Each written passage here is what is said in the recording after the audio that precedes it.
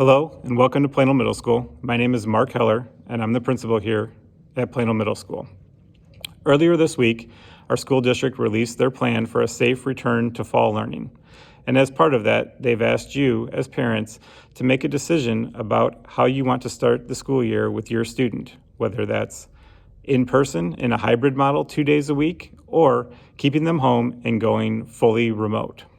I, like you, am also a parent and have also been preparing and wrestling with these decisions at home.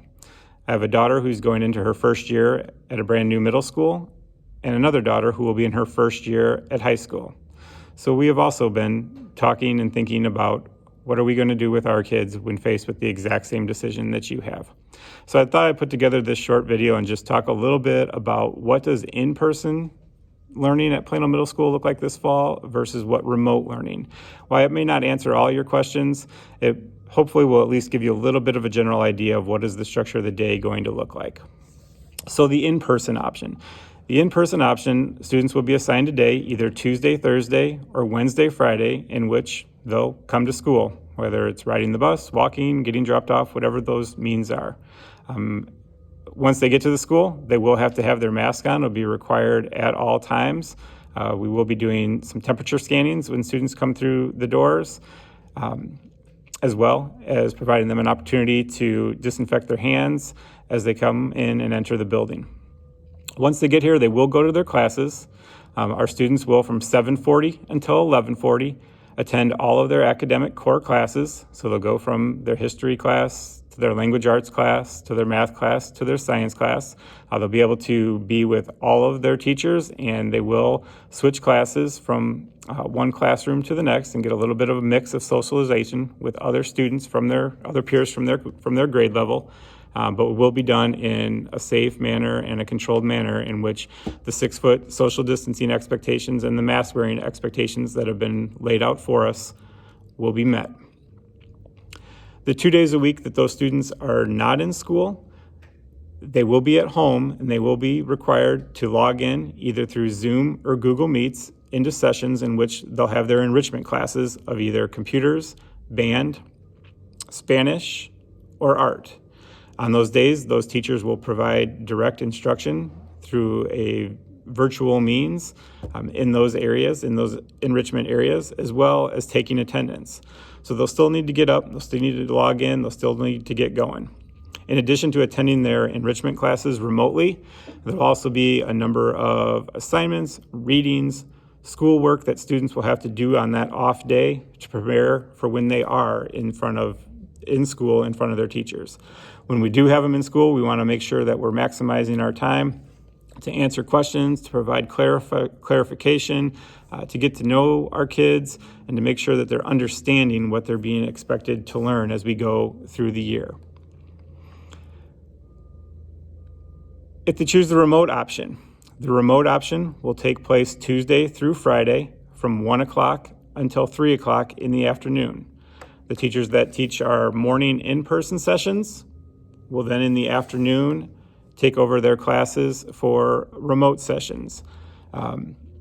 Each student will have to follow their schedule of logging into class to be able to be provided instruction from their language arts, math, social studies, and science teacher during that remote time,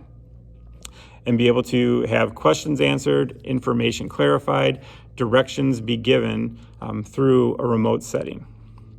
Regardless of what option a student takes, whether that's remote or in person, one thing that I know is very clear is there's going to be a need to do schoolwork and homework outside of school more than ever before.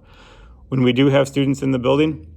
we're going to try to maximize that time to make sure that kids are understanding, that things are clarified, that they really know what it is that they're supposed to do, not only over the content and the topics that we're covering, but also making sure they understand what is expected of them when they go home and work outside of school. In both of those settings, remote and in person,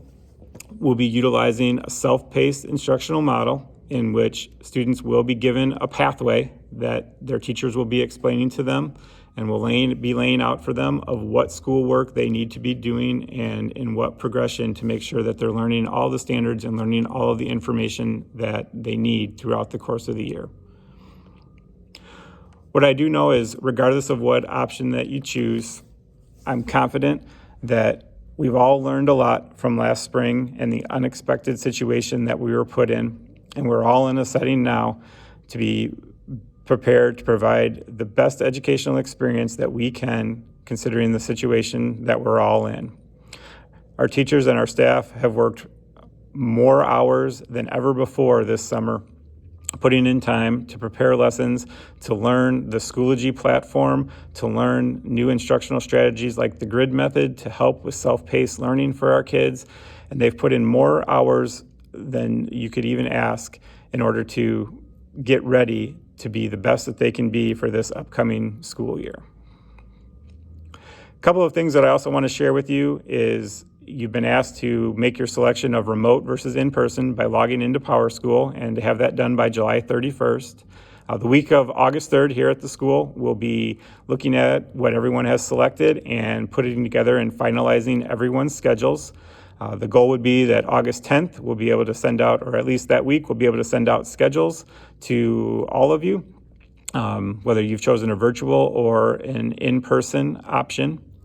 along with a virtual tour of the school during that week to familiarize you a little bit with what are our procedures, what are our processes, what is a general day going to look like for those of you that are choosing to attend school. And then lastly, during the week of August 17th, all of our teachers and staff and teams will be back in the building, and they'll know what students are on their teams, and we'll work to put together a welcoming video so that you can get to meet the specific teachers that will be working with you and your student over the course of the year. I look forward to working with you in this upcoming school